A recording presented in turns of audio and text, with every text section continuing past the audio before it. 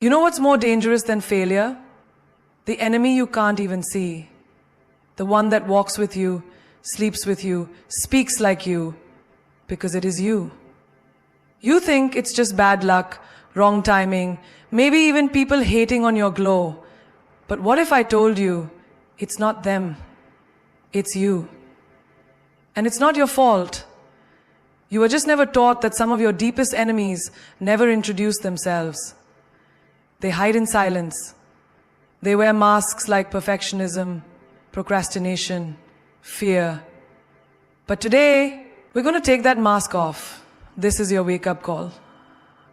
If you're tired of starting over, if you're tired of feeling almost ready, almost enough, almost happy, then baby, stay right here. Because we're about to break the chains. You tell yourself you're just being realistic, that you're being smart, careful, sensible. But deep down, if you're being honest, it's not realism. It's fear. And fear is very clever. It doesn't always scream. Sometimes it whispers in a tone that sounds like logic. It dresses itself up in words like, what if it doesn't work? Or, I'm just not ready yet. And you believe it because it feels safe, but safety is not the same as growth. You've got a dream. Maybe it's starting that business, writing that book, moving to a new city, walking away from a toxic relationship. But the moment you imagine it, a quiet voice says, let's be real. That's too risky. You don't call it fear, you call it strategy. But what if I told you, strategy without movement is just stagnation in disguise? You see a job opening that lights your soul on fire, but then you look at the qualifications and say, I'm not experienced enough. You convince yourself someone else is more qualified, so you don't apply. That's not realism. That's self-doubt. Wearing a mask. You have a talent. Maybe it's art. Maybe it's speaking. Maybe it's leading people. But every time someone compliments you, you brush it off with, I'm not that good. You think you're being humble. But what if that's not humility? What if that's you disqualifying yourself before the world even gets a chance to recognize you? A woman once told me she wanted to launch her skincare line, but she kept delaying it. I want it to be perfect, she said. I don't want to rush. But when I asked her how long she had been planning, she said, 3 years. That's not planning. That's hiding. That's fear cloaked in the lie of preparation. At some point, you've got to stop researching and start rising. Let's say you're in a relationship that's unfulfilling. You know it. Your friends see it. Even your reflection has started looking tired. But you tell yourself, be realistic. Maybe this is all love really is. And just like that, you shrink your heart to fit someone else's comfort zone. That isn't love. That's survival. And survival isn't the same as living.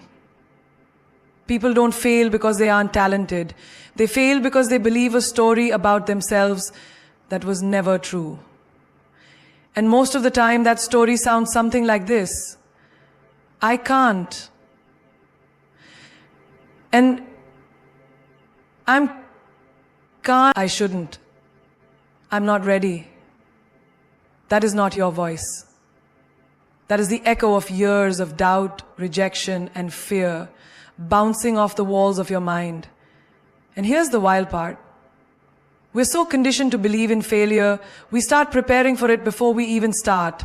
You want to open a cafe, you already worry about rent. You want to become a speaker, you already wonder who would even listen. You want to move to another country, you already imagine being lonely. You call it realism, but it's not. It's a prediction poisoned by your past. Realism is important when you're building a bridge. not when you're building a dream. Dreams aren't supposed to be practical. They're supposed to stretch you, scare you, and set your soul on fire.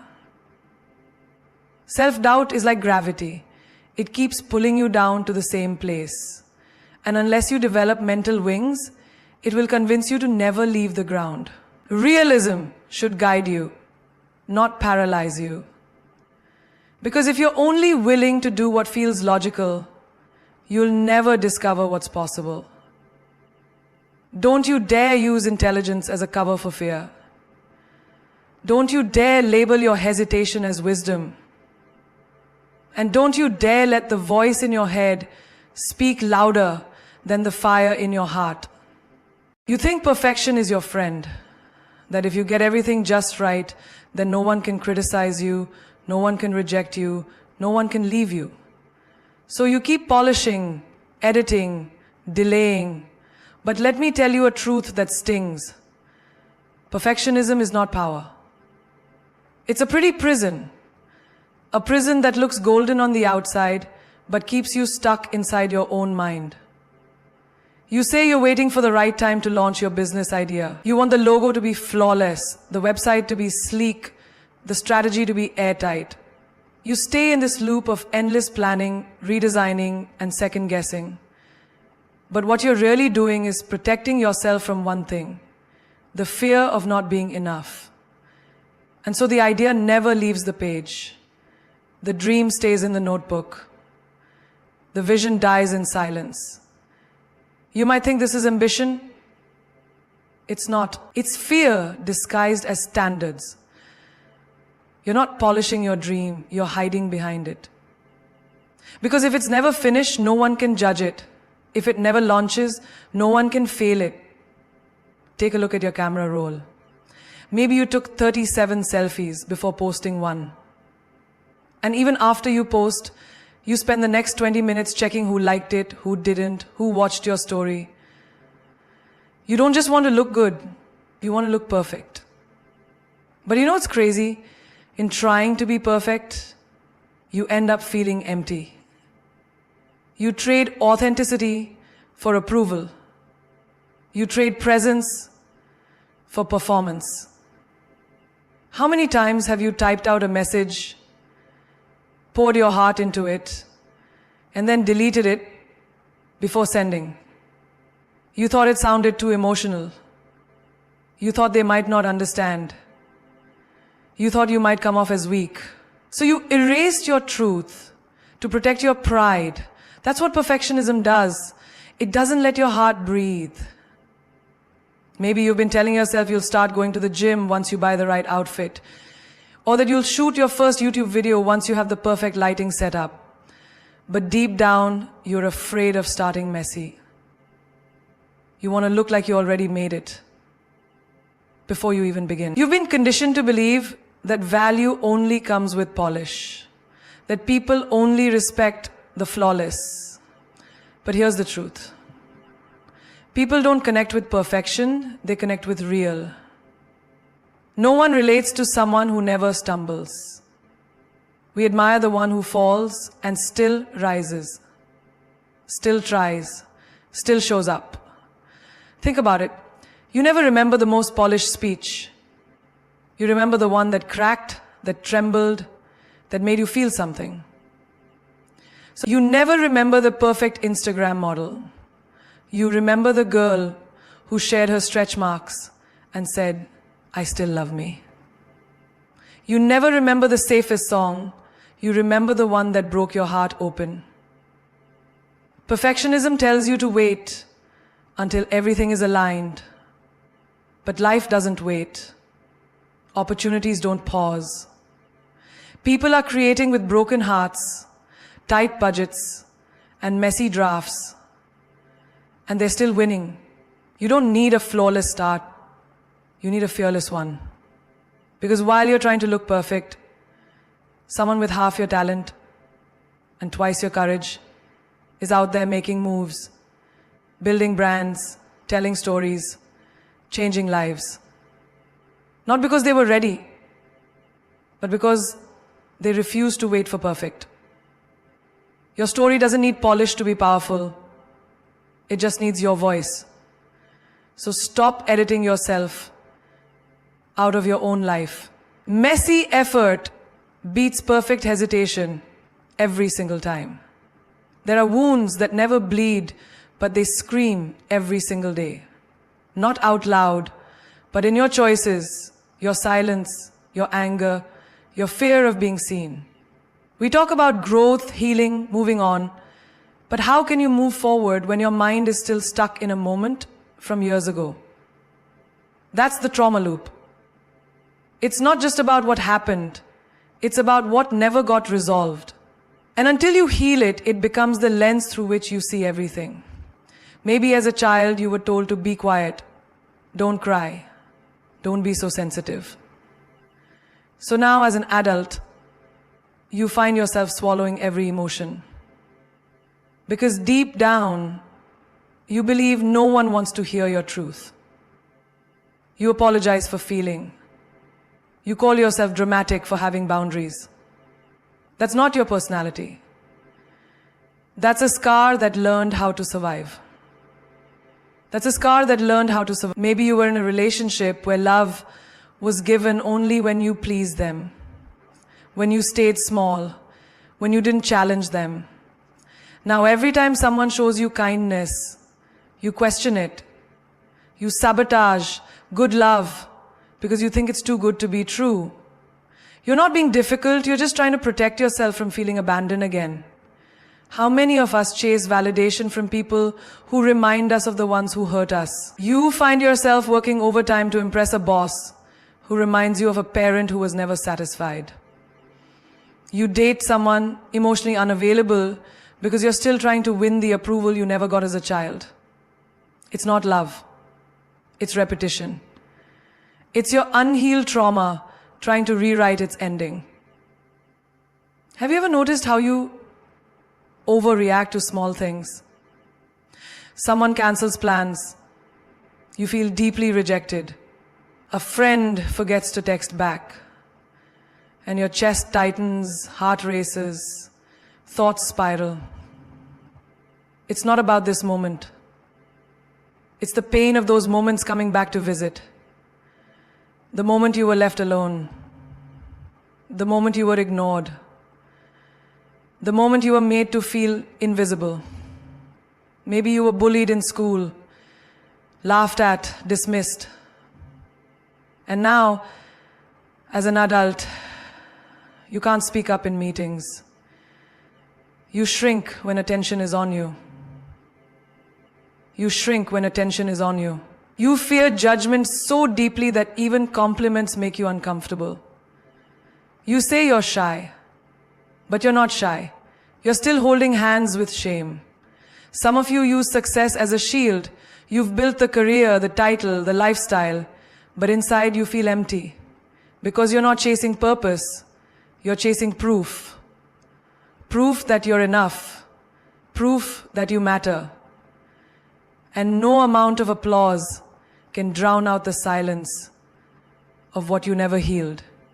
And then there are those moments when life gets quiet, no distractions, no phone, no noise. Suddenly, the loneliness hits. The anxiety creeps in. So what do? You scroll, you shop, you drink, you overwork. You do anything not to sit with yourself. Because deep down, you fear what you'll feel when there's nothing left to distract you. That's the trauma loop. It makes you relive old pain through new people. It convinces you that numbness is safer than vulnerability. It teaches you to wear a smile when all you want to do is scream. You don't need to hate the people who hurt you, but you need to stop making space for the pain they planted in you, because your future doesn't deserve to pay the price for someone else's mistake. And healing doesn't mean you forget. It means you stop bleeding on people who didn't cut you. Numbness doesn't mean you forget. It means you stop bleeding on people who didn't cut you.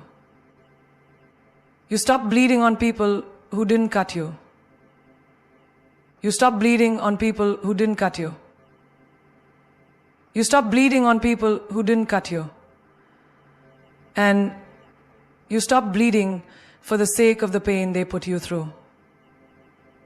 You stop bleeding for the sake of the pain. It means you stop building your life around your past and start building it for the person you're becoming. You cannot create a new chapter while rereading the old one. But as long as you deny the wound, you deny the wisdom it came with. So the loop continues. Same emotions, same patterns, same pain, just dressed in different days. There's a kind of addiction no one talks about because it looks so polite, so nice, so sweet. It doesn't destroy your body, but it drains your soul. It's the addiction to approval, and it's more dangerous than we think. Because it convinces you to live for claps instead of calling, to be liked instead of being real. You wake up and the first thing you do is check your phone. Not for peace, not for clarity, but to see if someone texted, liked, followed, noticed. Your mood for the day depends on someone else's thumbs. One negative comment, you're spiraling. 10 likes instead of 30, you're questioning your worth. You don't even realize how your self-image has become a performance. Every move designed to win validation you were never supposed to chase. Think about how many times you've bitten your tongue in a conversation just to avoid upsetting someone. How many times you've said yes when everything in your gut was screaming no. You didn't want to disappoint. You didn't want to cause waves. So you sacrificed your peace for their comfort. And every time you do it, you teach yourself that your feelings are less important than someone else's opinion.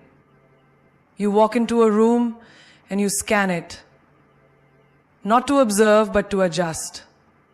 You shrink if people seem cold. You shift your tone, your posture, your truth, just to be liked. You're not being kind, you're shape-shifting for survival. And the tragedy is, people end up loving the version of you that isn't even real. How many times have you worn something you didn't like because someone else liked it on you? How many times have you posted a photo, deleted it, then reposted because the likes didn't hit fast enough? You thought you were expressing yourself, but really, you were just seeking applause. Approval addiction turns your life into a stage, and the audience? They're not even paying attention half the time. You want to try something new? Maybe launch your own podcast, speak up on a topic you care about, show the world who you really are. But the moment you think about it, fear strikes. What will people think? What will they say? What do they think about it? What's somebody going to think? So back, Shakespeare did it right. What will people think? What if they judge me? What if no one supports me? You know what that is? That's not caution. That's captivity. You're waiting for permission to be powerful. And while you're busy begging for acceptance, someone else is out there being fearless without it. You've trained yourself to read people's emotions more than you read your own. You notice the slightest change in tone, the smallest frown, the pause in their reply, and you immediately assume, I must have done something wrong. That's not emotional intelligence. That's the result of years of needing to be liked just to feel safe. When love was conditional, approval became your oxygen. And now you're suffocating every time someone pulls it away. Let's talk relationships. How many times have you stayed in one just because you didn't want to look like a failure? You kept the smile on social media, kept the pictures coming, even though you were breaking inside. You weren't in love, you were in performance. You wanted people to believe you had it all together. You wanted their approval more than you wanted your own truth. Approval addiction isn't just about people pleasing. It's about betrayal. The betrayal of your soul in exchange for applause. And the cost, your identity, your energy, your freedom. You can't build a strong life on the shaky foundation of other people's opinions. Because here's the thing. People's approval is fleeting. They love you when you agree. They support you when you stay small. But the moment you grow, change, challenge, shine, they'll question you, criticize you, even walk away. And if your worth is tied to their praise, you'll break every time they withhold it. You weren't born to be liked, you were born to be authentic. To speak even when your voice shakes. To walk even when no one claps. To stand firm even if you stand alone. Because real confidence is this: knowing that your truth doesn't need a round of applause to matter. Sometimes the thing that's holding you back isn't failure, it's loyalty. Not the healthy kind, the kind that keeps you small because you're afraid of what growing might do to your circle. You don't want to make anyone uncomfortable. You don't want to be too much. So you shrink, you downplay, you settle.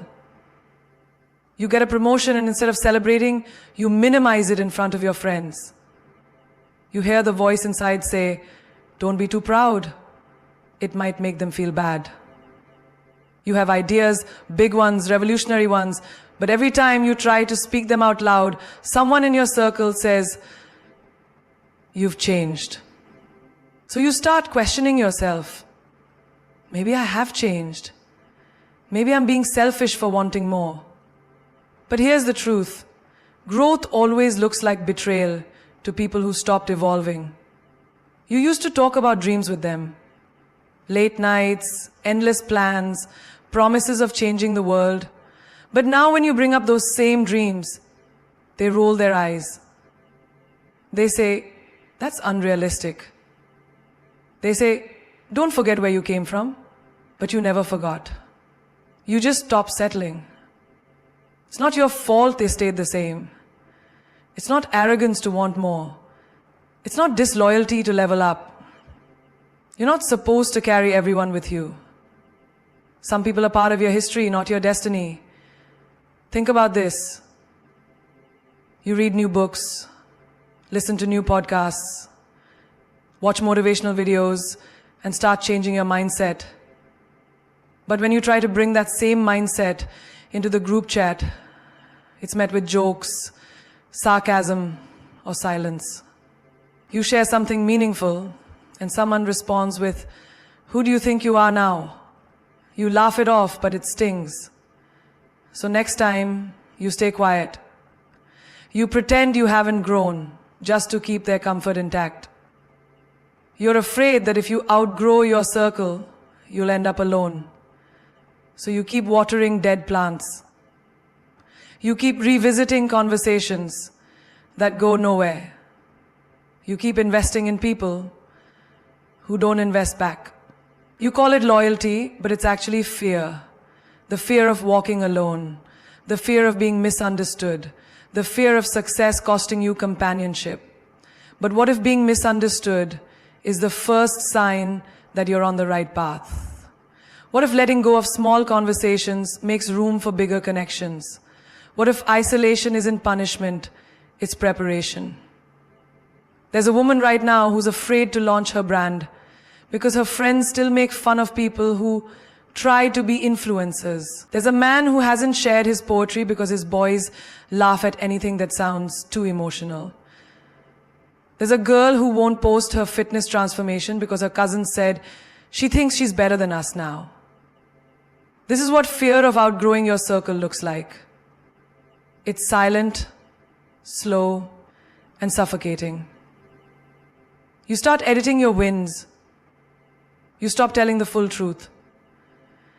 You turn down opportunities just to avoid making anyone feel left behind. But here's what no one tells you. The people who are meant for you won't feel threatened by your glow. They'll clap louder. They'll stretch with you. They'll say, go higher, we've got you. But if your circle gets smaller as you grow, it's not rejection, it's redirection. Growth demands courage, the courage to walk into unfamiliar rooms, the courage to not belong where you once did, the courage to realize that not everyone from your past deserves access to your future. And if the price of your next level is the comfort of your current circle, then maybe it's time to stop fearing what you'll lose and start focusing on who you'll become. Delay doesn't always look like laziness. Sometimes it wears the mask of logic. I'll start when the time is right. I just need a little more research. I'm almost ready. But the truth is, you're not waiting for the perfect time. You're avoiding the imperfect beginning. That's delay syndrome, the quiet killer of dreams. The lie of tomorrow that seduces you into staying still. You say you'll go to the gym next week after your schedule clears. You'll launch the business next month when you have more savings. You'll finally leave the toxic relationship once you've figured things out. But next week becomes next month becomes next year. And suddenly you're standing in the same place you were 5 years ago. Except now you're older and more frustrated. That's the price of postponement. Stolen potential disguised as patience. Is there someone out there right now, less talented than you, less skilled, less prepared, but they started? While you were perfecting your plan, they made their first move. And now they're learning, failing, growing, rising, while you're still getting ready. This isn't about hustle culture. It's about responsibility. Because every day you delay your gift, someone else suffers without it. You want to write a book? You think you need the right laptop, the quiet space, the perfect title. But what you really need is to stop making excuses and open a blank page. Your fingers know what your mind is afraid of. That messy beginnings are still beginnings. You can always edit a bad page. You can't edit a blank one. You've been telling yourself, I'll start healing when life calms down. But life never calms down. Alexander Finger said, I know life has been hard. You've been telling yourself, I start healing when life calms down. But life never calms down. You keep saying you'll go to therapy when work slows. Journal when you're less tired. Talk to someone when the pain becomes unbearable. But healing doesn't come after convenience. Healing begins the moment you stop delaying your own peace. A woman once told me she's been wanting to start her skincare line for 3 years. Every time she gets close, she says, I just want to be 100% ready. But perfection is a moving target. She doesn't need more time. She needs more courage. Because the longer she waits, the more she doubts. The more she doubts, the more she delays. And the more she delays, the more her dream starts to rot in silence. You're not stuck, you're waiting. And you think waiting protects you from failure, but all it does is rob you of the chance to evolve. You wait because you fear rejection. You wait because you fear judgment. You wait because you think preparation will eliminate pain. But nothing grows without tension. Nothing beautiful is born without risk. We romanticize the idea of someday, but someday is not a day of the week. It's a lie that keeps you comfortable, keeps you planning, keeps you dreaming without doing. You keep telling yourself that your breakthrough is coming, but breakthroughs don't show up for those who wait. They come to those who move. There are dreams that were meant to be born through you, but delay syndrome convinces you they can wait. That you'll do it when you're not afraid. That you'll try when you're more confident. But the confidence you're waiting for will only come after the action, not before it. So every time you say tomorrow, ask yourself this: what if tomorrow never comes? What if tomorrow never comes? What if the version of you you're trying to become is suffocating under the weight of excuses? What if your next level is waiting on the other side of one imperfect step taken today? You've seen the enemies now, not the loud ones that knock on your door, but the silent ones that sleep in your mind. The enemies that wear your voice, dress in your dreams, and walk beside you like shadows, pretending to be friends. And now you can't unsee them. You can't unfeel the truth that's been tugging at your heart since the first second of this speech. You were made for more, but you've been surrounded by less. Let me ask you something real. Are you really tired? Or are you tired of pretending to be someone you're not just to make everyone else comfortable? Are you really lost? Or have you just spent so long living in the expectations of others that you forgot what your own voice even sounds like? You don't need another year to figure it out. You don't need another degree, another relationship, another round of applause. You need you. The real you. The one who existed before the world told you who to be. Your life does not have to be a constant performance. You weren't born to be a background character in your own story. You were born to be bold, to be brilliant. Not everyone will understand your transformation. But your growth is not a group project. Your peace is not up for negotiation. Your purpose does not require permission. You are not too much. You are not too late. You are not overthinking. It is your time. Right now. Not when they approve. Not when they support you. Not when it's safe. Right now. When your hands are shaking and your heart is racing and your soul is screaming, I want more.